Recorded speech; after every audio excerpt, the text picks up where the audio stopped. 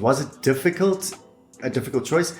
Yes. Financially, it was so stupid the way that I did it. I was just like, I don't want to do this anymore. I just dipped. I'm in the big leagues, told her don't miss me. Ballin' like Houston, ayy, feeling like Whitney. I need a bag, bruh, send it through quickly. I'm making his dog, like I'm in the big leagues. Told him that I gotta go, dog. I'm riding a road job. What is up, you absolute weapons? Welcome to episode 8 of None of Your Business, a podcast that inspires future generations to build their dreams one day at a time. So just a quick news update, we have officially launched the None of Your Business website, which will be the platform used to organize some exciting things in the future. Please check it out and subscribe to the mailing list so you don't miss any episodes or updates. If you haven't already, please like this video, smash that subscribe button, and turn post notifications on. Every bit of love goes a long way. On the show today, we have a serial entrepreneur. We talk about his relatively new CBD businesses, Root and Leaf and iLabs. We dive into the battles of complacency, internal conflict, and how to maintain a high level of ambition and drive as an entrepreneur in your business. Ladies and gents, this is Chris Watt-Pringle. So what is your business? What do you do today? So I have two businesses, Root and Leaf and iLabs, and they're both in the cannabis space. So we're cannabis. Root and Leaf is a cannabis distribution company. We do cannabis products like your CBDs, CBDAs, all those sorts of things that we know about now. And then iLabs is a product development company. So we develop products, white label products in that space, and we take them to market. Okay, and how old are you at the moment? I'm 34. 34, and how long have you been doing? So wait, firstly, which one would you say is the predominant business, or they kind of equal share between Roots and Leaf and iLabs? Yeah, so both businesses play have an equal share of my time because they're both very similar customers. So when we go into a customer or a client for Roots and Leaf, we're going in for iLabs as well. So you just hit both. Hit both at the same time. Yeah, exactly. Okay. So how we define which company we build through is based on the need of that client. Do they want something white labeled? Do they want something that's more from a pharmaceutical space? That would be iLabs. If they want something that's kind of retail friendly, they'd be looking at a Root and Leaf product. Okay. And have both companies existed for the same amount of time, or is one a bit older than the other? So Root and Leaf is older. Root and Leaf is the business that we started with. So Root and Leaf is just over a year old now. We started straight. Okay, so they're both new. Okay, they're both new. So we started straight in kind of like the middle of the pandemic, the lockdown, which seems like a risky thing to do. And iLabs is probably about 6 months old now. Okay, and can you give us just a bit of your history? I'm assuming there were some other things you're working on before these, seeing as they're only a year old. What is some of your history in that sense? So I come from an advertising background. So I had an agency called Like Digital, and I worked in that space for about 6 years.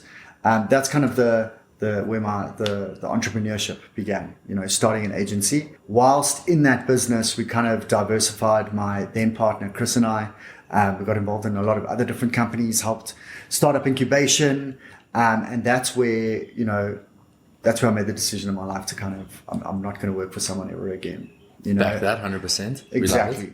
Yes. So yeah, that's kind of my background. I took a break from the advertising world. I was burnt out. I needed to take a step back and start to look at things that made me happy. And, I knew that I loved the advertising space and I loved developing strategies, go-to-market strategies. You might have said I might have missed it, but the agency, was it yours or were you working for them? Well, it was yours and Chris's, right? Yes. Okay. Did you ever work a 9 to 5 or? I worked. Did you go straight into? I did work a 9 to 5. So I studied marketing and I studied public relations. I'd never went into that industry.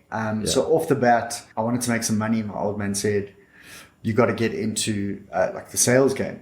So I went and I sold office automation, and that is really where I learned how to sell. And sales is, you applied in everything. Exactly. So absolutely everything. So it's a great skill to have. Yeah. Absolutely. So so I went in and I learned how to sell, and that was an invaluable experience. That was where I kind of had my first mentor was my father, but my second mentor was definitely working in that industry.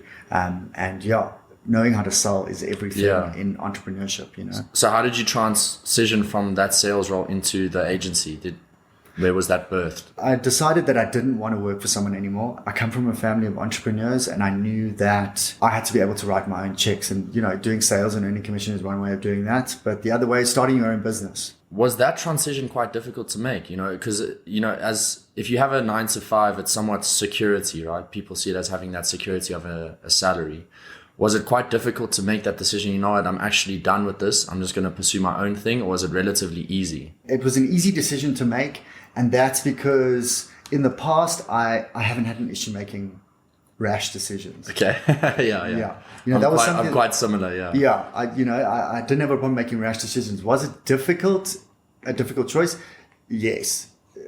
Financially, it was so stupid the way that I did it. I was just like, I don't want to do this anymore. I just dipped. Went into debt, but I was young. So, suffered for a couple of years. And then, panic is an underrated emotion, like an underrated motivator and emotion. Like being in a state of panic can get you out of some situations, and you work hard. And so, it was a difficult time, but an easy decision to make. Yeah. And I'm sure you're happy with the outcome, it's absolutely turned out well. Yeah. So how did you get things going with Roots and Leaf? And remind me, the other one was iLabs. What were the beginning stages and things you needed to get started? It was a weird thing. I'd written down on an app, the Google Keep app, 5 years ago, that I wanted to get into this space. I wanted to get into CBD distribution and have a cannabis distribution company. I had put maybe like a month's thought into it and then forgotten about it for 5 years. Wow, okay. Yeah, completely forgot about it. Yeah. Okay. And then I was doing some work with a friend of mine, and he'd been invited to a meeting to sell these hemp pre-rolls, so like hemp cigarettes. This guy had imported some and believed there was market for it. And he was going to this meeting. He said, listen, I really need you to come, because if I do get into this, I need marketing on my side. So I need you from that point of view. Went to this meeting, met this guy who's my now partner, Jason, and he had done some pretty incredible things in a very short amount of time. Based on his current business, which is diamond tooling, he had built up a repertoire being able to import stuff from overseas, and he had like a bit of a background in that. So what he did was he identified a really unique product in the States, imported it, and based on the fact that he's got all this background, he managed to acquire the rights to it for Africa. Unreal. Yeah. So we had this brilliant product. This guy had this brilliant product, and we had the rights for Africa, but he had no team around him. We met, we hit it off, and we were going within weeks and pumping. So yeah, that's kind of how it started. It was just some guys who were good at sales, good at marketing, and had a good product. Yeah. To be able to move. So good team, good products, done, too easy. So what was the initial investment you needed to get started? Because in starting anything, you need to usually put some capital in. And where did you source it? That's a tough question. So like one of the brands we distribute, I can give you the answer easily because I looked at this morning, 300,000 Rand into that. If I had to give you a Rand value, and I'm going to exclude time from this because that's something that, as an entrepreneur, you don't really ever put down as an expense until you can. Until you can, yeah. So I'd say probably about half a bar, about 500,000 Rand to get the business started. And where did you source it? Was it a loan? Was it your own capital? Was it, you and your partners all coming together? So we were lucky in the situation. Jason, my partner, he was willing to put his money where his mouth is. And he was like, let's go all in. Let's do this thing. And obviously we didn't say, here's 500,000 Rand, let's buy some stock. Move slowly, bought a bit of this, bought a bit of that. But we were very fortunate in that our business had the money within it to be able to kind of roll it out. I've been down the road. I think my LinkedIn profile, that the AI creates like a little headline for you. Do you want to use this? And I was like, okay, cool. And it describes me as an experienced co-founder. So I have started a lot of businesses. Yeah, sometimes you go into them and you don't have that money behind you and you have to go and look for investments. And I've been down that road successfully. It's a far more difficult place to be than when you take someone else's money, than having your own money or just building something slowly. There's always, deliverables, expectations, as an entrepreneur, you have to be able to pivot. If something's not working, you have to go in another direction. And you have to have that agility. When you're taking someone else's money, it's very difficult to do that. Yeah. You know, this wasn't the plan. Like, where are the returns? Yeah. You know, so we were lucky. We had the money. Yeah. On touching on that, you know, expectations and returns, what kind of returns did you see on the investment? Has it been satisfactory? What was expected? A bit slower? I know it's still, you know, very new, very young, but we've had good returns on investments. The products are selling. Yeah. There were a few lines we invested in that will sell, but we've got to do the education of bringing the products that are a little bit expensive for the market. So we had to find other solutions. We had to bring in cheaper lines to start building a market for it.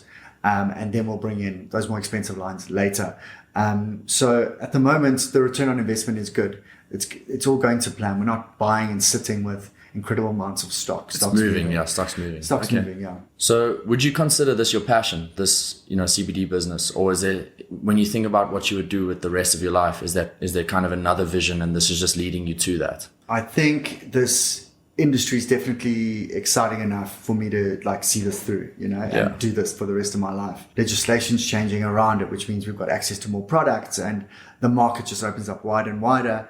And there's enough value in this market for me to be doing it for the rest of my life, you know, and I'm definitely passionate about it. Okay. And earlier you spoke about, you know, there's been some ups and downs, and obviously in starting anything, you're going to maybe encounter, it's like 2 steps forward, 1 step back, that kind of thing. What are some of the biggest challenges and hurdles you face? Not necessarily just in these 2, you know, new business ventures, maybe it's in past business ventures, just one of the biggest challenges you faced as an entrepreneur. There's a few that I've faced over the years. The first one would be not going at something alone first and then bringing in employees or partners. You should give something a go on your own first. My experience has been that I've got into businesses with partners and I didn't know them as people, number one, and I didn't know what skills they brought to the table. I based that on what they had said, you know, and sometimes, and you could also turn out to be a partner like this, you know, expectation it's a motherfucker. Yeah, 100%. You know? So yeah, I've got into positions where 6 months in, a year in, 2 years in, I've got this expectation of these partners. They're not delivering on it. And you're stuck with a situation where you're in a business with people who don't have the core competencies to get the product to market. Yeah, to make follow this thing through on happen. what they said. Yeah, exactly. Yeah. So you've got people who might take a back seat and become silent partners. And it's been the death of some of the ventures that I've gone on. Yeah. If we look at what sort of mental challenges I've had to overcome, and I think every entrepreneur has had to overcome, is internal conflict. When you're starting out a business, you got to pay close attention to the internal conflict. You got to listen to what it's saying. Often it's just ideas we create about ourselves. So it's like, I'm a marketing guy. I'm not a sales guy. So what am I doing in the sales role kind of thing? Exactly. Yeah. What am I doing in the sales role? You know, I'm not an admin person. When we get to that place in the business, we'll hire someone to handle the admin. You've got to listen to that and realize, are these ideas that I'm creating about myself? Like, am I just a marketing guy? Am I not a sales guy too? And then you need to realize, are those holding me back from where I want to go? Yeah. You know, because then the internal conflict stops because you're actually looking into it. You're looking at it and saying, well, no, the bottom line is I just need to go and do sales. Yeah. So from a mental perspective, those are things that you have to overcome on a daily basis, you know? Oh, so you still encounter them even today? All the time. All the time. Very recently, actually, we put off knocking on doors because within our business, we come from a marketing background and we knew we were doing all the right things online. We knew we were doing all the right things in terms of brand building. We were successful in doing like big distribution deals early. And what we really needed to do to understand our business and the market was to go and do door-to-door sales and go and speak to customers, go and speak to the independent stores and find out what they wanted, find out what was moving because they've got invaluable experience. And for a year, I had an internal conflict and I was like, that's going to take too long. And I hid behind COVID and like, you know, you can't see people door to door because, you know, you got to wear a mask and all this and all of that. My advice now is that the market's ready. Our strategy changed. We went to market and we went and did door to door sales and it has taken our business to the next level in a very, very quick period of time. And have you ever, so I know this company is new, but you said you've had so many ventures in the past. Have you ever sat back and felt like you've made it? Because I think we all have that idea of what that would look like for each of us personally. And if not, what would that look like for you, for Chris? I haven't ever sat back and thought to myself, I've made it, because I've got very high expectations, which I've learned in the last couple of years can be dangerous. What I have done though is got complacent. And I think that's probably the fear of most entrepreneurs. They're like, I don't want to sit back and say I've made it because I don't want to become complacent. I've become complacent without reaching that stage of I've made it. Yeah, it's such a dangerous place to be in, because your quality of life goes down so badly because you're not motivated, you're not driven. You're less ambitious, you're just less hungry. Ambitious. Number one, that's not attractive and appealing to anyone else. So you're not inviting any new opportunities, whether it be within that business or outside of it. And number two, you will pick up unhealthy habits. That's the bottom line. You won't be looking after yourself. So complacency is, I got out of that place. How did you break out of it? So that's when I walked away from the advertising space and I took some time off. What I was doing was I was freelancing and just figuring out what I wanted to do. And taking that space gave me the opportunity to look at my complacency, look at my defects of character, and kind of just work on those for a little while. And it was at the beginning of lockdown. It was about a year before Corona happened. So I had some time to reflect and really figure out what I wanted to do. I guess not figure out what I wanted to do, because we never figured that out. Well, I don't. It's who I wanted to be. And so at the moment, obviously in a new company, you have big visions, big dreams, big goals for the company. What are some of the visions you have at the moment for Roots and Leaf and for the other company? We've been really fortunate. We've grown a lot in a very small space of time. So as a distribution business, we're busy putting our channels down in South Africa at the moment, which is going really well and it's growing really nicely. But we've also managed to put down channels in the SADC region, so Botswana, Namibia, and Mozambique. And in those countries, what we do in South Africa isn't legal yet. So what we've done is we've picked up other products like the McNabb's vitamin lines, LifeTrek mosquito repellents, and we've got the sole distribution rights for those in those regions. That's epic. Very successful, very successful lines locally, and no one had opened up those markets. So we went and opened up those markets and partnered with big distribution houses to get those products moving in those spaces. So yeah, our vision is to grow up into Africa as legislation around cannabis changes on this continent. Yeah, we want to be the first business as Root and Leaf into those spaces. And you've already got you already have the basis. It's just a matter of bringing those products on board. Going a bit deeper, genuinely, would you say you're happy at the moment? Yes, I am happy. Does it go up and down? Absolutely. I think what I'm doing at the moment is fulfilling. We all feel good when we do stuff that we're good at, but when you do something you think you couldn't do, you have the work rate to go out and consistently, push it. It's fulfilling and that makes me happy, Lastly, what is one message you would like to give to a young or new entrepreneur, someone looking to pursue their own venture, or start their own company, or go after that idea that they have? So there are a couple different things, but I'm going to go with one. I'm going to say, don't wait until your product is ready to go to market. Just get out there and do what you want to do. If you're waiting until something is ready, you waited too long. If you've got a product in mind and you want to create something that's awesome and you really back yourself and you believe that you can, but you've given yourself a timeline, that timeline seems pretty long, find a product like it and take that to market and go and talk to people about that product and learn what people want. Make some money, build some capital, and then go to market with the product when it's ready. Don't wait to go to market. That doesn't mean don't wait and take a shitty product to market. That's not what I'm saying here.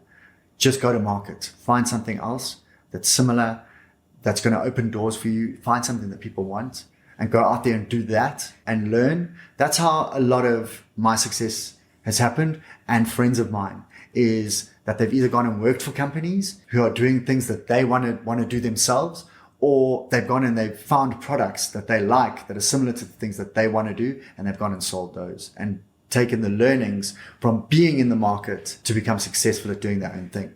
Awesome. Well, once again, thank you for joining us today. Cool. I really enjoyed it. Cool. Thanks, Golf. That brings today's episode of None of Your Business to a close. Thank you so much for watching and listening. Please support the show by subscribing to our YouTube channel and following us on iTunes and Spotify.